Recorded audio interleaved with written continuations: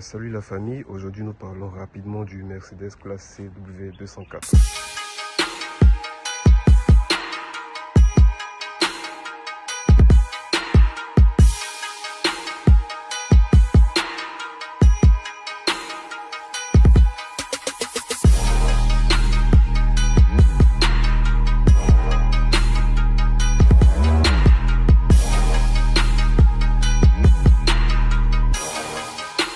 Naturellement, la classe CW204 est apparue en 2007 et était produite de 2007 à 2014. Nous sommes sur une longueur de 4,50 m, largeur 1,77 m et hauteur 1,44 m.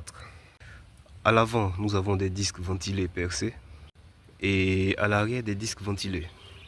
Le tout sur des jantes de 17 pouces. C'est un modèle qui existe naturellement en coupé, en berline et en familial. Et naturellement, à cette époque, il y avait déjà pas mal de moteurs sur ce modèle 204. On avait les 4 cylindres, la C180 compresseur, la C200 et C250. Et en plus, après, on est passé sur des V6, sur la C300, la C350. Il y a même la C63 AMG, le modèle iconique sur cette génération-là. Et nous sommes sur un modèle C300 de 284 chevaux. 284 chevaux atmosphériques à préciser. Et bien à l'arrière, pour moi, c'est une partie tellement belle. On a l'inscription C300 et 4MATIC. N'oublions pas que 4MATIC, c'est les 4 roues motrices chez Mercedes, quoi. Sans oublier la double sortie d'échappement. Et bien, c'est de vraies sorties d'échappement.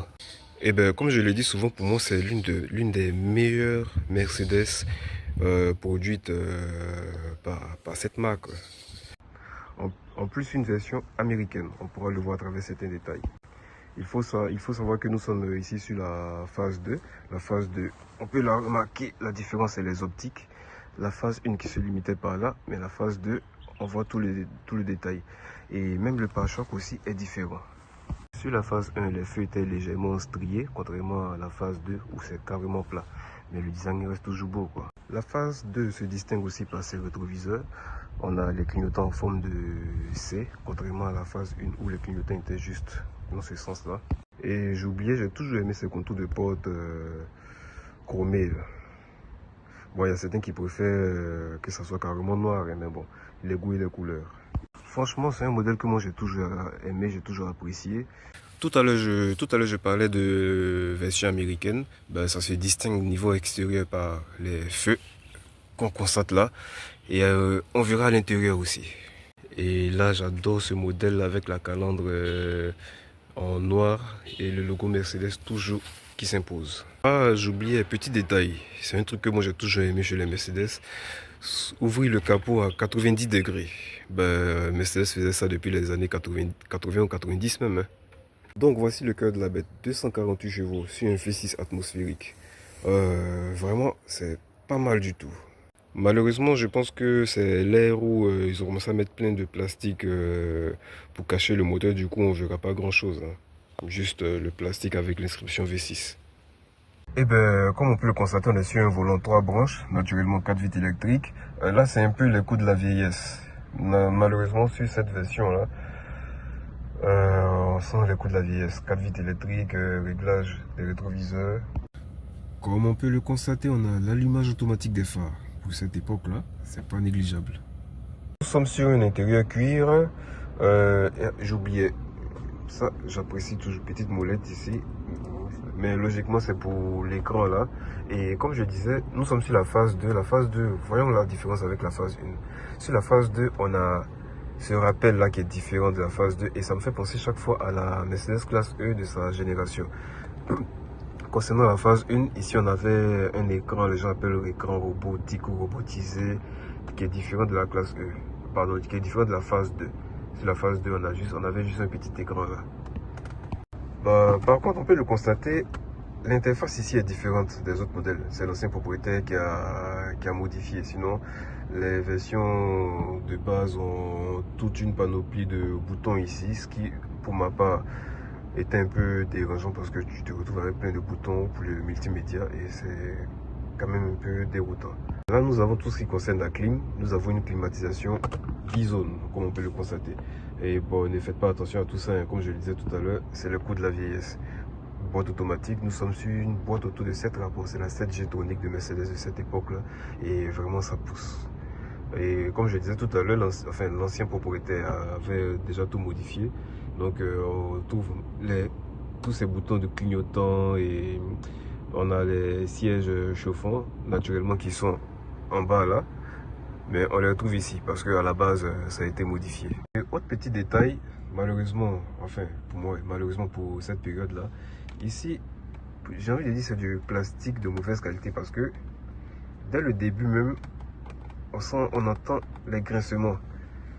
Là encore, ça va, mais ici, et ici encore, j'ai envie de dire c'est pratiquement cheap quoi. Quand je touche, j'ai l'impression que je vais casser. Mais après, si la voiture a tenu jusqu'à maintenant, c'est pas déplorable. Mais pour moi, ça, Mercedes, on pouvait avoir de meilleures qualités, quoi. Et pour tous ceux qui vont vouloir m'attaquer dans les commentaires, surtout les voyants que vous voyez, eh bien, sachez que tout marche parfaitement. C'est juste que la voiture est entrée dans un garage et je sais pas ce qu'ils ont fait et tous les voyants sont allumés. Mais bon, après, on va faire un diagnostic pour pouvoir voir le vrai problème et les effacer. Comme je disais, volant 3 branches, on a ici le régulateur de vitesse. Naturellement, c'est pas la première classe C 204 que je filme, donc on va pas faire trop long. Petit rangement ici, rangement au niveau de la coudoir aussi. Et comme je disais, siège en cuir. Là, nous sommes au volant de ce classe C C300 W204 et j'ai envie de dire, c'est mon genre de voiture. Je suis pas trop SUV, je suis plus berline. Oula, ça accélère.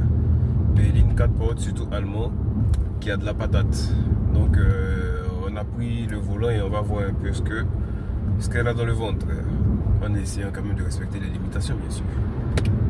Bon, là, nous sommes au volant toujours de C300 et elle a une de ses stabilités. Là, pourtant, c'est un véhicule qui a quoi, plus de 10 ans.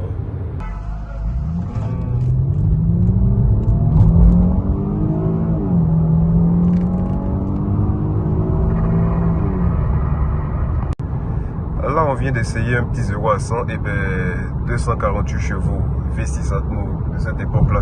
Je vais vous dire, c'est vraiment top. Ici, on va essayer une petite reprise. Oh, ça pousse. J'espère qu'on entendra le bruit de l'échappement dans la vidéo. On va se taper encore une petite accélération pour voir.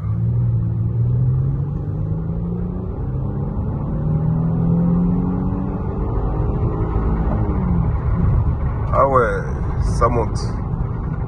En plus, il a un très beau bruit d'échappement. J'espère que ça s'entendra à la vidéo. Après, comme je l'ai dit, toujours il faut respecter les limitations. Et ben, je précise encore que c'est une vidéo à chaud. Hein. Mais bon, j'ai tenu à la faire parce que c'est un modèle que j'ai toujours aimé, une génération que j'ai toujours aimé. On constate encore une fois un petit volant 3 branches. Et pour moi, c'est l'un des modèles iconiques. Comme je disais tout à l'heure, c'est sur ce modèle qu'on a eu la meilleure C63 de Mercedes. Ça, c'est mon avis. On avait le V8 Atmo 6 litres 3, enfin 6 litres 2, mais bon, on a arrondi à 6 litres 3. Ok, donc comme je disais, c'est toujours un plaisir d'être au volant d'une Mercedes. En fait, ce qui m'impressionne, c'est une voiture de cet âge-là, pendant que tout le monde cherche à avoir des véhicules de 2025, j'avais dit 2026 même si c'est pas encore d'actualité. Mais elle tient toujours la route et elle a une de ses stabilités sur la route, même à grande vitesse. Là, malheureusement, ou heureusement, on est en ville, on va éviter certaines choses. Donc, elle a une de ses stabilités pour un véhicule des années 2010. Après, ça reste Mercedes. Moi, j'ai été dans des 190 avec les parents à l'époque où on se tapait de ces vitesses. Là, mais comme je le dis, toujours stabilité Mercedes.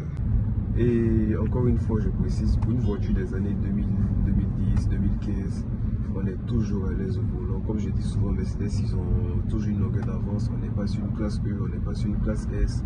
Mais là, je suis vraiment à l'aise. Et ceux qui me connaissent, ils savent que j'aime bien mettre le coude à ce niveau-là. Volant qui n'est pas très haut, belle position de conduite. C'est top. Je ne sais pas quoi dire de mieux que cela. Je suis vraiment toujours content, toujours ému d'être au volant de Mercedes. Après, l'inconvénient, il faut s'attendre à sa consommation. En même temps, je me dis, si tu connais, tu es conscient, tu achètes ce genre de voiture, tu dois t'attendre plus ou moins à sa consommation, quoi. Tu as le mode sport et le mode éco. Là, depuis, je suis en mode sport. Il suffit d'une petite accélération. Et son bruit est majestueux, mélodieux.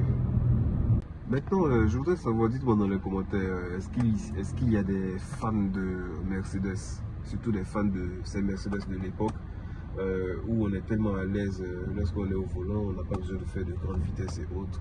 C'est vraiment top. Ah tiens, en parlant de Mercedes, on a une bonne vieille Mercedes classique. Je peux finir ça ici. Ouais, ça c'est l'ancienne classe E de nos papas. Comme on le disait à l'époque, mon papa avait l'argent. Après, pour l'époque, elle offrait déjà pas mal de panoplies, pas mal d'équipements de série et en option. Ils avaient déjà pas mal d'options. Là, nous avons la Sono Harman Kardon, la clim Bison, je précise. Et comme je disais tout à l'heure, c'est vraiment agréable de conduire cette voiture-là. Et le seul problème, c'est sa consommation. On est en moyenne à 9 litres ou 10 litres au 100 en ville. Hein. Donc, je pense que c'est la consommation qui risque d'être un frein pour tout acquéreur de cette voiture-là. Et en plus, elle est basse. Sachant que nous sommes dans un pays ou dans une ville où souvent on a pas mal de nids de poules. Donc, parfois c'est désagréable. Sinon, à part ça, elle a une bonne prestance. Pour une voiture des années 2010, elle a une belle allure. Elle n'est pas du tout à négliger. Et comme je disais déjà, pour une voiture de cette époque-là, on a les sièges chauffants. On me dira que ici c'est pas forcément nécessaire à cause de notre climat, mais ça fait toujours plaisir de savoir cela. On est en ce moment actuellement à une période où il pleut tout le temps, en fait presque tout le temps, saison des pluies, et du coup on n'a pratiquement pas de soleil, donc le matin tu montes dans ta voiture quand tu as quand même froid, c'est bon à savoir que tu as des sièges chauffants. Ah tiens, notre classe c'est phase 2. Ok la famille, c'était la petite vidéo rapide avec la Mercedes classe C W204 C300 4MATIC que j'ai aimé, j'aime toujours. Et dites-moi en commentaire ce que vous pensez de cette voiture, de ce genre de voiture. Et merci aux propriétaires de nous avoir amené cela. Il y a longtemps que je guettais cette voiture là. J'espère qu'on aura l'occasion de faire d'autres vidéos avec la même voiture ou des voitures de cette temple là. Merci encore et on se dit à la prochaine. Ciao.